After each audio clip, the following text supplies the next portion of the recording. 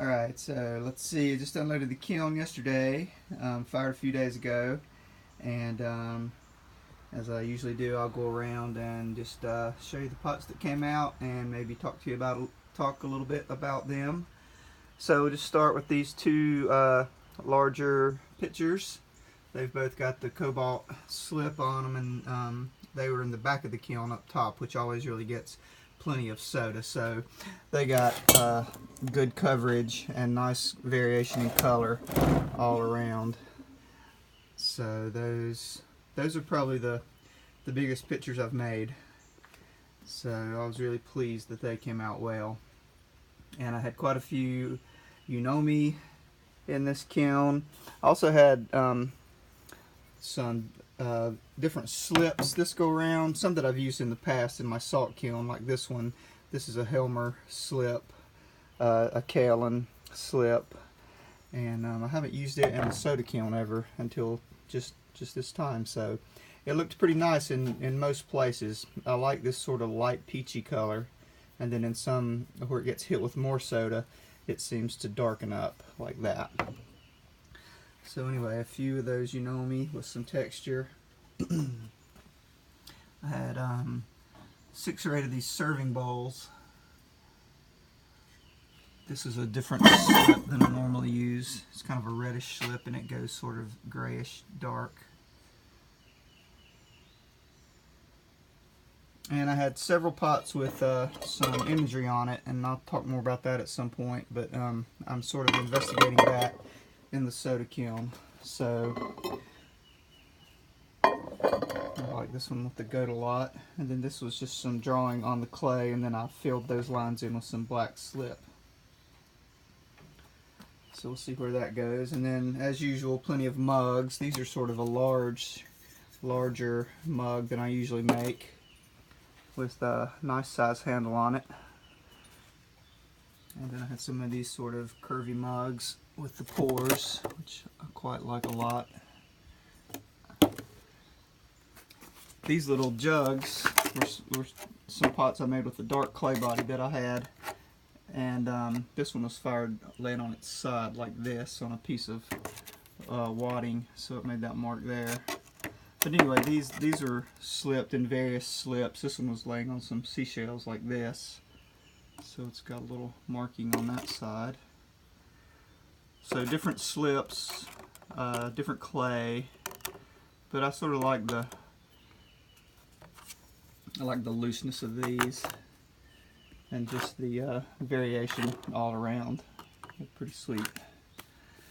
And I also made some flasks out of the same clay body with different slips and fired these sideways, laying down like this on some. This was on some shells, but unfortunately these a couple of these cracked in the bottom because I had paddled these into shape, and so that bottom pushes up in there. So that may not be the best way to make these. So I've got 2 of these that are cracked. This one's not, so that's nice. So anyway, I'll try some more of those in the next kiln, hopefully. Then some more mugs here, just what I normally make. Quite a few blue mugs. It's kind of a short, squat, everyday kind of a nice coffee mug there. And lots of different slip pours and nice soda glaze on all those. So we'll go over here. This is sort of the some of the new things I'm trying out with the imagery with the black slip, and so I'm doing some wax resist, so it gives it sort of a woodblock type print effect. So I've got a few little jugs and then some mugs, and some of these mugs are a new idea with this cut foot kind of a.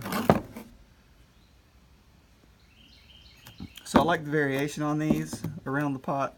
Some of the black was a little heavy, so I can thin that down a little bit, I think, to give it a little more variation. And I may also try a different black just to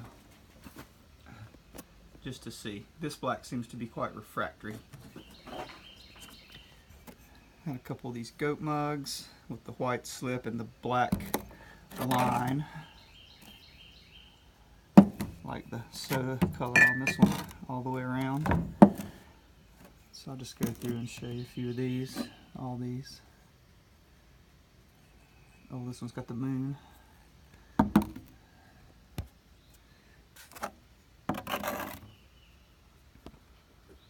I like the whiskers on this. So I really like this sort of geometric line that I get with the wax. This is a dark clay and some white slip with the black slip on top. So that's a little more high silica and it gives that black a little more shine. And this is the same thing, but then I scratched away the white slip and sort of did some carving to reveal the dark clay. So that was just an idea, different way to do it. And then this had sort of an iridescent green slip, and I carved away to expose this lighter clay body. This is my usual clay body.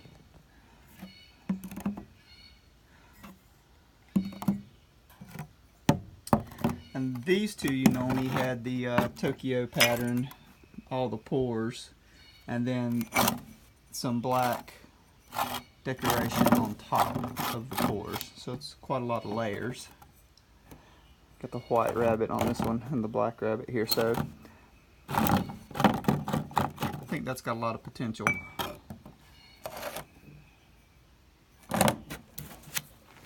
Then some more serving bowls here. This titanium yellow, really beautiful where it gets hit with the soda.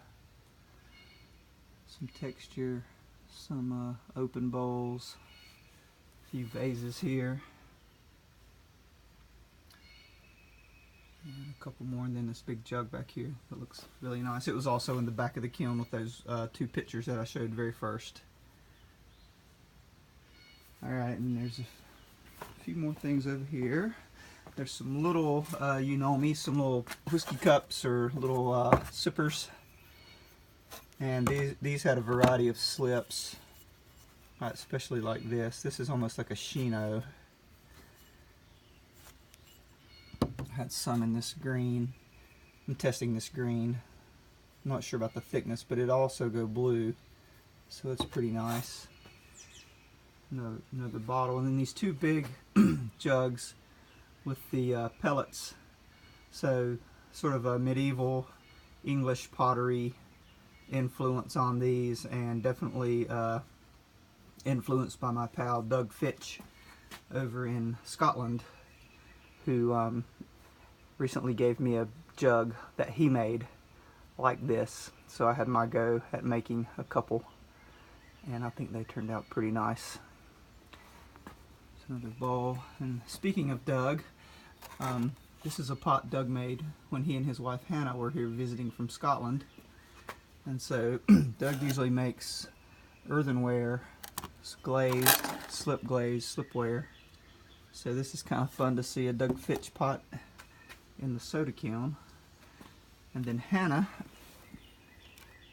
McAndrew, who Doug is married to, made this sweet little jar with some beautiful slip trailing on it.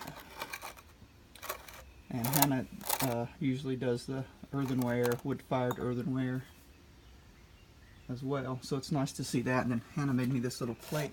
It says Ron's Toast, and it's got a little bird on there. So that's sweet. So it's really, really neat to see someone else's work come out of my kiln. And especially someone whose work, they do completely different work in their kiln. So that's exciting.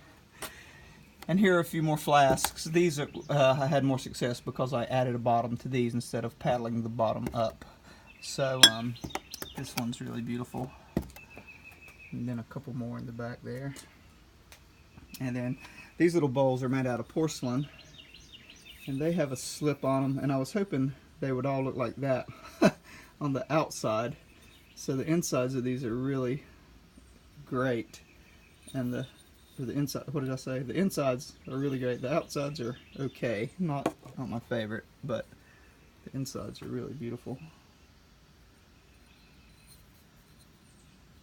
That's pretty nice. Yeah, that's really good. Then a few tankards there. So, really good load of pots, and lots of new ideas, especially with the pots that have the imagery and the wax resist, and then some new ideas with shape, like these flasks and these little bottles, and the big pictures. Right, so there you go. Thanks for watching, and I'll just keep at it here. And you can look in the comments if you're watching this on YouTube for any other ways to find me online. All right. Have a good day.